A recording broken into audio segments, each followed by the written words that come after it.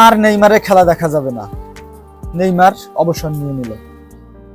নেইমারের এই কান্না দেখে চোখে জল আসেনি, মায়া লাগেনি। আমি আর্জেন্টিনার সাপোর্টার, কিন্তু নেইমারের কান্না দেখে চোখে জল চলে আসছে। কারণ নেইমারকে আমি অনেক ভালোবাসি। নেইমার অনেক ভালো মানের একজন প্লেয়ার, সে অনেক ভালো খেলে, সে একটা বিশ্বকাপ ডিজার্ভ করে। কিন্তু ভাগ্য ভাগ্য তার সয় হলো না। সে মুকুটবিহীন এক রাজা। বিদায় লিজেন্ড, সবসময় ভালো থেকো।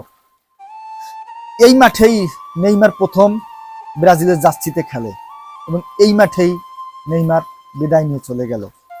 কাঁদতে কাঁদতে চলে গেল। শুধু নেইমার কাঁদেনি, কোটি কোটি ব্রাজিলিয়ান ভক্ত, নেইমার ভক্ত চোখের জল ফেলেছে। আর কখনো নেইমারকে এই ব্রাজিলের জার্সিতে দেখা যাবে না।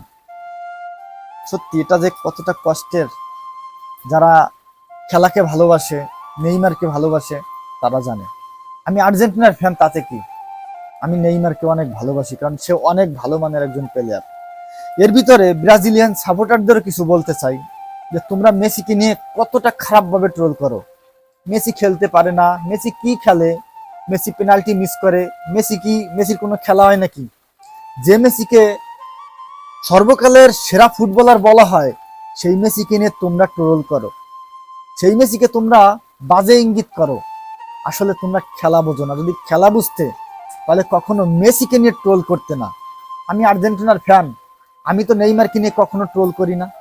নেইমার ভালো খেলে, বলতে হবে যে হ্যাঁ নেইমার ভালো খেলে। আমি বলতে পারি আমি ব্রাজিল দলকে সাপোর্ট করি না, ব্রাজিল টিমকে আমি পছন্দ করি না, কিন্তু আমি নেইমারকে সাপোর্ট করি। ভাই তোমরা তেমনি আর্জেন্টিনাকে পছন্দ না করো, সমস্যা নাই, কিন্তু মেসিকে নিয়ে কিভাবে ট্রোল করো? মেসির মতো প্লেয়ার এই পৃথিবীতে আর কবে আসবে সৃষ্টিকর্তা জানে। তো নেইমার ভালো থেকো, সবসময় এই কামনা করব। হয়তো আর কখনো তোমাকে দেখা যাবে না।